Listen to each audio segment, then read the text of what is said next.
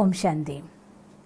എപ്പോഴാണോ നമ്മുടെ മനസ്സിൻ്റെ ഉള്ളിൽ ഒരാഗ്രഹം ജനിക്കുന്നത്, ശക്തമായ ആഗ്രഹമായിക്കൊണ്ടത് എനിക്കത് കിട്ടിയേ തീരൂ എന്ന് നിങ്ങൾ ആഗ്രഹിക്കുന്നത്, ആ നിമിഷം നമ്മുടെ വൈബ്രേഷൻ ഈ പ്രപഞ്ചത്തിൽ വ്യാപിക്കുകയും പ്രപഞ്ചം നമുക്ക് വേണ്ടിക്കൊണ്ട് ഈശ്വരൻ്റെ സഹായത്തോടു കൂടിക്കൊണ്ട് ആ കാര്യത്തെ തരാൻ വേണ്ടി തയ്യാറെടുപ്പ് തുടങ്ങിക്കഴിഞ്ഞിട്ടുണ്ടാവും. ഒരുപക്ഷെ ഓൾവേസ് ചേഞ്ചിങ് മൂഡാണെന്നുണ്ടെങ്കിൽ ഇന്ന് ആഗ്രഹിക്കുകയാണ്, എനിക്ക് ഇത്ര വലിയൊരു കാര്യം നമുക്ക് കിട്ടണമെന്ന് ആഗ്രഹിക്കുന്നു, എന്തായാലും ഞാനത് നേടിയെടുത്തിരിക്കും, എനിക്കത് സാധിക്കുമെന്നൊക്കെ ശക്തമായ ചിന്ത വരുന്നു.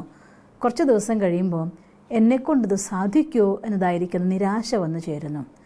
പലപ്പോഴും നമ്മുടെ മനസ്സിൽ നിരാശ വരുമ്പോൾ ഈശ്വരൻ നമ്മുടെ അടുത്ത് കുട്ടി നിന്നെക്കൊണ്ടത് പറ്റുമെന്ന് പറഞ്ഞുകൊണ്ട് കൂടെ വരും, നമ്മളത് കേൾക്കുന്നുണ്ടാവില്ല എന്ന് മാത്രം. ഞാൻ ബ്രഹ്മകുമാരിസിൻ്റെ ഹെഡായിരിക്കുന്ന ജാനകി ദാദിയുടെ ബ്രഹ്മബാബയുള്ള സമയത്തൊരു അനുഭവം നിങ്ങളുമായിട്ട് പങ്കുവയ്ക്കാൻ ആഗ്രഹിക്കുകയാണ്. ദാദി ബ്രഹ്മകുമാരീസ് തുടങ്ങിയ ശേഷം 1.5 വർഷം കഴിയുമ്പോഴാണ് സറണ്ടറായിട്ട് വന്നിട്ടുണ്ടായിരുന്നത്. ഇത് ദാദിയുടെ അനുഭവം ഞാൻ ദാദിയുടെ മുഖത്തിലൂടെ കേട്ട അനുഭവമാണ് ഇന്ന് നിങ്ങളുമായിട്ട് പങ്കുവയ്ക്കുന്നത്. അതിലാദ്യത്തെ വന്ന സമയം മുതൽ ബാബ ഒരുപാട് സ്നേഹത്തോടെ ഒരുപാട് പ്രതീക്ഷയോടെയായിരുന്നു ദാദിയുടെ അടുത്ത് പെരുമാറുന്നുണ്ടായിരുന്നത്. പലപ്പോഴും മുരളി എഴുതാൻ സമയത്ത്, ക്ലാസ് കേൾക്കുന്ന പോയിൻറ്റ്സ് നോട്ട് ചെയ്യുന്ന സമയത്ത് ദാദിയോട് പറയും പോലും ദാദീനെ ബാബ ജാനകി എന്നല്ല വിളിച്ചിരുന്നത്, ജനക് ബേട്ട, എൻ്റെ മോനെ എന്നാണ് വിളിച്ചിരുന്നത് തന്നെ. അതുകൊണ്ട് നീ എഴുതണ്ട, അത് കഴിഞ്ഞ ശേഷം നോട്ട് ചെയ്യുമെന്ന് പറയുമായിരുന്നു. ക്ലാസ്സിലെ എല്ലാ പോയിൻറ്റ്സും മജോറിറ്റി പോയിൻറ്റ്സും അത് കഴിഞ്ഞ ശേഷം ഡയറിയിൽ നോട്ട് ചെയ്യുക എന്നുള്ളത് ദാദി ചെയ്യുന്നൊരു പുരുഷാർത്ഥമായിരുന്നു. ഒരു പ്രാവശ്യം അന്ന് കറാച്ചിയിൽ നമ്മുടെ സെൻറ്റർ ഭാരതത്തിലേക്ക് ഷിഫ്റ്റ് ചെയ്തിട്ടില്ല. കടപ്പുറത്ത് ദാദി നിന്നിട്ട് കടലിൽ നോക്കി നിൽക്കുകയാണ്. ദാദിയുടെ മനസ്സിലൊരു ചിന്ത വന്നു, ബാബ എന്നിൽ ഒരുപാട് കാര്യങ്ങൾ സ്വപ്നം കാണുന്നുണ്ട്, ബാബയുടെ ആശയ്ക്കൊക്കെ അനുസരിച്ച് ഉയരാൻ എന്നെക്കൊണ്ട് സാധിക്കുമോ എന്ന് വിചാരിച്ചപ്പോഴത്തേക്കും മനസ്സിൽ താങ്ങാനാവാത്ത സങ്കടം, കണ്ണിന്നിങ്ങനെ കണ്ണുനീര് ധാരയായിട്ട് ഒഴുകുകയാണ്. അതിൻ്റെ തൊട്ടടുത്താണ് കോട്ട ഹൗസ് എന്ന് പറയും, ബാബയും മക്കളും താമസിക്കുന്നുണ്ടായിരുന്നത്. ബാബ അവിടെ ഇരിക്കുമ്പോഴും കണ്ടു, ബ്രഹ്മബാബ ഭഗവാനല്ല, പക്ഷെ ഭഗവാന്റെ മാധ്യമാണ്. അതുകൊണ്ട് ശിവബാബയ്ക്ക് ബ്രഹ്മബാബയിലൂടെ തൻ്റെ ഓരോ ആക്ഷനും ചെയ്യുമായിരുന്നു. പരമാത്മ ശിവബാബ, ഞങ്ങൾ ശിവബാബ എന്ന് വിളിക്കും, ശിവഭഗവാൻ എന്നർത്ഥം. പരമാത്മ, ഈശ്വരൻ, സുപ്രീം സോൾ, സുപ്രീം പവർ, ആ വൈബ്രേഷൻ ഭഗവാനിലെത്തുകയും ഉടനെ ബ്രഹ്മബാബയ്ക്ക് ടച്ചായി. അപ്പോൾ കുറച്ച് നേരം കഴിഞ്ഞിട്ട് ദാദി ഇങ്ങനെ കടൽപ്പുറത്ത് ഇങ്ങനെ കൈകെട്ടി ഇങ്ങനെ നിന്നുകൊണ്ട് കടലിലേക്ക് നോക്കി നിൽക്കുന്നത് കടലിലാണ്. പക്ഷെ ആ സമയത്ത് മനസ്സിലൊരു സങ്കടത്തിൻ്റെ കടൽ അലയടിക്കുകയാണ്, കണ്ണിലൂടെ ധാരയായിട്ട് പ്രവഹിക്കുകയാണ്. പിന്നിൽ നിന്ന് വന്ന് ബാബ ഇങ്ങനെ സ്നേഹത്തോടെ ചേർത്ത് പിടിച്ചു, പറഞ്ഞു, മോളെ, ബാബയുടെ എല്ലാ സ്വപ്നവും സാക്ഷാത്കരിക്കാൻ നിനക്ക് സാധിക്കും, നിനക്കതിനുള്ള ശക്തിയുണ്ട്, അതുകൊണ്ടല്ലേ ബാബ നിനക്ക് ആ സ്നേഹവും ശക്തിയും തരുന്നത് എന്ന്. ആ നിമിഷം മുതൽ ദാദിയുടെ വേർഡ് ഞാൻ ഓർമ്മിക്കുകയാണ്, വോ ദിൻ ആജ് കാ ദിൻ. ദാദി വാക്ക പറയുക, ആ ദിവസം മുതൽ ഇന്ന് ഈ നിമിഷം വരെ, ദാദി ജീവിച്ചിരുന്ന അവസാന നിമിഷം വരെ ദാദി ഒരിക്കലും തന്നെ എന്നെക്കൊണ്ട് ഇതാവോ എന്ന് ചിന്തിച്ചിട്ടേയില്ല.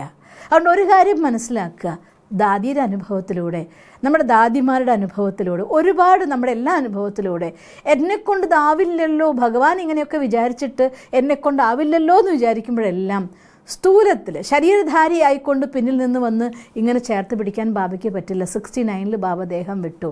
പക്ഷെ ഇന്നും അനുഭവിക്കാറുണ്ട്, ചേർത്ത് നിർത്തിക്കൊണ്ട് വിഷമിക്കല്ലേ, ഞാനില്ല കൂടെ എന്ന് പറയുന്ന ആ ഒരു സ്പർശനം, ആ ഒരു സ്നേഹം, അതൊക്കെ അനുഭവിക്കാറുണ്ട്.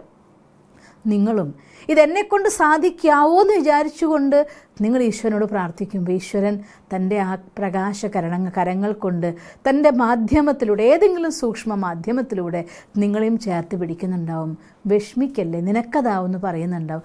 കേൾക്കാൻ നമുക്ക് സാധിക്കുന്നില്ല, അത്രയേ ഉള്ളൂ. അതുകൊണ്ട് മാനിഫെസ്റ്റേഷൻ എന്നത് ഏതെങ്കിലും 1-2 ആളുകൾക്ക് വേണ്ടി മാത്രം പറഞ്ഞതല്ല, ഏതെങ്കിലും വലിയ ലീഡേഴ്സിന് വേണ്ടി മാത്രം പറഞ്ഞതല്ല. നമ്മളെപ്പോലുള്ള ഓരോ സാധാരണ മനുഷ്യനും ഓരോ മനുഷ്യാത്മാവിനും പറഞ്ഞതാണ്. It's automatic process. നിങ്ങളത് ഒരു പ്രാവശ്യം വിഷൻ കാണും, ഒരു പ്രാവശ്യം ഞാനത് നേടുമെന്ന് വിചാരിക്കും, കുറച്ച് കഴിയുമ്പോൾ ഇത് എന്നെക്കൊണ്ടൊന്നും ആവില്ല എന്ന് നിരാശപ്പെടും. അടുത്ത നിമിഷം അവിടെ നിങ്ങൾക്ക് വേണ്ടി ഒരുക്കിക്കൊണ്ടിരുന്ന സാധനത്തിനെ പിന്നെയും മാറ്റേണ്ടി വരികയാണ് എന്ന് കരുതിയിട്ട് അത് ഒരുക്കങ്ങൾ ഒരു ദിവസം കൊണ്ട് അവസാനിപ്പിക്കില്ല. എന്നൊക്കെ നിങ്ങൾ കാണുന്നു അന്നൊക്കെ ഈ പ്രപഞ്ചം നമുക്ക് വേണ്ടി ഒരുക്കിക്കൊണ്ടിരിക്കുകയാണ്, ഈശ്വരൻ സപ്പോർട്ട് ചെയ്തുകൊണ്ടിരിക്കുകയാണ്. നമ്മളെന്നും മാറ്റുമ്പോൾ എങ്ങനെയാണ് ആ ഒരു ശില്പത്തിൻ്റെ പണി പൂർത്തിയാവുന്നത്?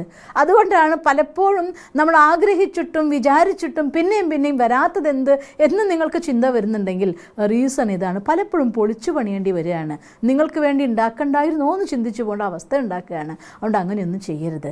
ഒരു ഇൻസ്റ്റൻ്റായിട്ടൊരു മാനിഫെസ്റ്റേഷൻ നമ്മൾ ചെയ്യുമെന്ന് വിചാരിക്കുമ്പോൾ കൊച്ചു കാര്യങ്ങളാണെങ്കിൽ, ഫോർ എക്സാമ്പിൾ എനിക്കൊരു 6000 രൂപ ഒരു 10,000 രൂപ അത്യാവശ്യമുണ്ട്, അത്യാവശ്യം കിട്ടിയേ പറ്റൂ എന്നുള്ള അവസ്ഥ വന്ന സമയത്ത് നിങ്ങൾക്ക് കിട്ടുന്നതായിട്ടുള്ള പല മെത്തേഡ്സും ഉണ്ട്. ഉപ്പുവെള്ളത്തിൻ്റെ മെത്തേഡ് ഉണ്ടായിരുന്നു, പഞ്ചസാരയുടെ മെത്തേഡ് ഉണ്ടായിരുന്നു, നിങ്ങൾ ഓർക്കുന്നുണ്ടായിരിക്കാം. അതിൽ ഓരോന്നും ചെയ്തപ്പോഴും എനിക്ക് എമർജൻസിക്ക് വേണ്ട 50,000 റുപ്പീസ് ഉണ്ടായിരുന്നു, ഒരു 30,000 റുപ്പീസ് ഉണ്ടായിരുന്നു, 10,000 ഉണ്ടായിരുന്നു, 20,000 ഉണ്ടായിരുന്നു. ഏതെങ്കിലും ഒരു മെത്തേഡ് നമ്മൾ ചെയ്യുന്ന സമയത്ത് അത് വളരെ പെട്ടെന്ന് വരും. ചെറിയ എമൗണ്ടാണ്. ചിലരെ സംബന്ധിച്ചിടത്തോളം 1000 രൂപ വലിയ എമൗണ്ട് ആയിരിക്കാം. നിങ്ങളുടെ സാഹചര്യത്തിനനുസരിച്ച് നിങ്ങൾക്ക് വരാനുള്ള ചാൻസസ് അനുസരിച്ച് വളരെ പെട്ടെന്ന് ചെറിയ പല കാര്യങ്ങളും നടന്നു കിട്ടും. അപ്പോൾ വിചാരിക്കരുത് ചെറുതൊക്കെ നടക്കും, വലുത് നടക്കില്ല എന്ന്. ചെറിയ കാര്യങ്ങൾ കിട്ടുമ്പോൾ ഒരുപാട് മനസ്സ് നിറച്ച് നന്ദി പറഞ്ഞുകൊണ്ട് പൂർണ്ണമായ വിശ്വാസത്തോടു കൂടി മുന്നോട്ട് പോയിക്കൊണ്ടിരിക്കൂ. ചിലപ്പോൾ ചില സാഹചര്യങ്ങളിൽ നേരെ വിപരീതമായിട്ട് നമുക്ക് കാണാൻ ഫലം. അതിനും കാരണം എന്താണെന്നറിയോ? ചില വിപരീത സാഹചര്യങ്ങൾ കൊണ്ടു ചെന്നാൽ മാത്രമേ നിങ്ങളെ കൊണ്ട് ആ വലിയ ഗിഫ്റ്റ് നിങ്ങൾ സ്വീകരിക്കാൻ വിധം ശക്തനാക്കാൻ സാധിക്കൂ. സ്റ്റീവ് ജോബിനെ ഒന്ന് ഓർത്ത് നോക്കിയാൽ മതി.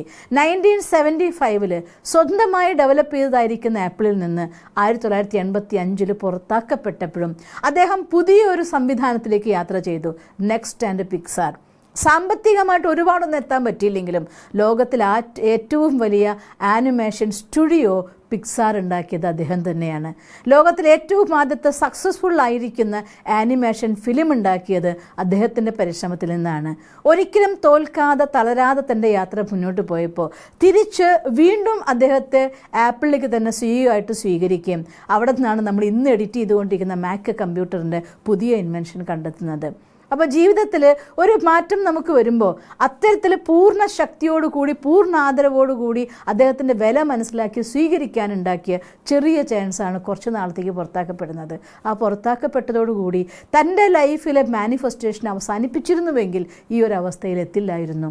ലൈഫിൽ വലുതും ചെറുതുമായിരിക്കുന്ന ഒരുപാട് അനുഭവങ്ങൾ നിങ്ങൾക്ക് എല്ലാവർക്കും ഉണ്ടായിരിക്കും. നമുക്കറിയാം, കഴിഞ്ഞ സമയത്ത് അഹമ്മദാബാദിലെ എയർ ക്രാഷ് ഉണ്ടായ സമയത്ത് അവിടെയും പലരുടെ അനുഭവങ്ങളുണ്ടായിരുന്നു. ഇങ്ങനെ എത്തിയില്ല, അതുകൊണ്ട് ഞാൻ രക്ഷപ്പെട്ടു. പണ്ട് നമ്മുടെ കോഴിക്കോടുണ്ടായ കടലുണ്ടി ട്രെയിൻ ആക്സിഡൻറ്റിലും അതെ ഇതേ അനുഭവമുള്ള ഒരുപാട് പേരുണ്ട്.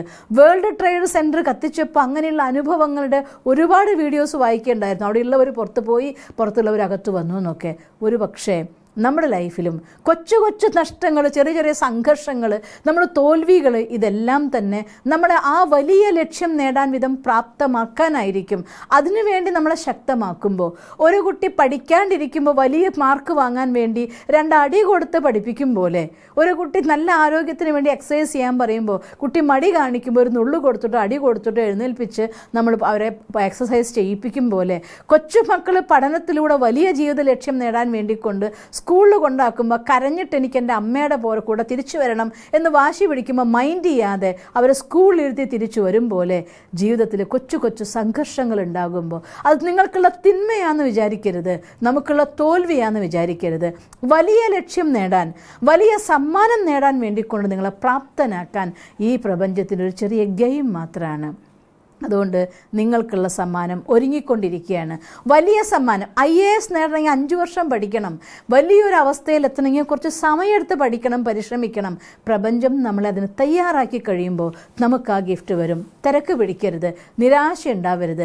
കൊച്ചു സാഹചര്യങ്ങൾക്ക് നന്ദി പറഞ്ഞുകൊണ്ട്, സപ്പോസ് ഒരു മോശമായ സിറ്റുവേഷനാണ് ഉണ്ടായതെങ്കിലും അങ്ങനെ ഒരു സിറ്റുവേഷനിലൂടെ എൻ്റെ മനസ്സിൻ്റെ മോഹമമതകളെ കട്ട് ചെയ്തതിന്, അങ്ങനെ ഒരു സിറ്റുവേഷനിലൂടെ എൻ്റെ മനസ്സിനെ ശക്തമാക്കിയതിന് രാത്രി നന്ദി പറയൂ. തീർച്ചയായിട്ടും നിങ്ങളുടെ ഇൻസ്റ്റൻറ്റ് മാനിഫെസ്റ്റേഷൻ കൊച്ചു കാര്യങ്ങൾ പെട്ടെന്ന് വരും. നിങ്ങളുടെ ഫ്രീക്വൻസി ഉയർന്നതിനനുസരിച്ച്, നിങ്ങളുടെ പവർ ഉയർന്നതിനനുസരിച്ച്, നിങ്ങളുടെ ലെവൽ ഹൈറ്റ്സ് എത്തുന്നതിനനുസരിച്ച് വലിയ സ്വപ്നങ്ങളും മിനിറ്റുകൾ കൂടി ഒരു പക്ഷേ നിങ്ങളുടെ അടുത്ത് വന്നു ചേർന്നേക്കാം. നമ്മളെ ഉയർത്തണം, നമ്മുടെ കൈ വലുതാക്കണം, എന്നാലല്ലേ വലുത് തരാൻ പറ്റുള്ളൂ. അതുകൊണ്ട് നിരാശയൊന്നും വരാതെ നമ്മുടെ മനസ്സിനെ ശക്തമാക്കുക, നമ്മുടെ സ്ട്രെങ്ത്തിനെ ഡെവലപ്പ് ചെയ്യുക. ആ വലിയ ഗിഫ്റ്റ് വാങ്ങാൻ വേണ്ടി തയ്യാറാവുന്ന നിമിഷം അത് നമ്മുടെ അടുത്ത് വന്നു ചേർന്നിട്ടുണ്ടാവും. അതുകൊണ്ട് ഇൻസ്റ്റൻറ്റ് മാനിഫെസ്റ്റേഷൻ അതെല്ലാവർക്കും പറഞ്ഞിട്ടുള്ളതാണ്. അതിൻ്റെ സീക്രട്ട് മനസ്സിലാക്കിക്കൊണ്ട് ആ രീതിയിൽ പ്രിപ്പയർ ചെയ്യൂ, അതിനെ സ്വീകരിക്കൂ. നിങ്ങൾക്ക് അങ്ങനെ സാധിക്കട്ടെ എന്ന് സർവശക്തനായ ഭഗവാനോട് പ്രാർത്ഥിക്കുന്നു. ഓം ശാന്തി.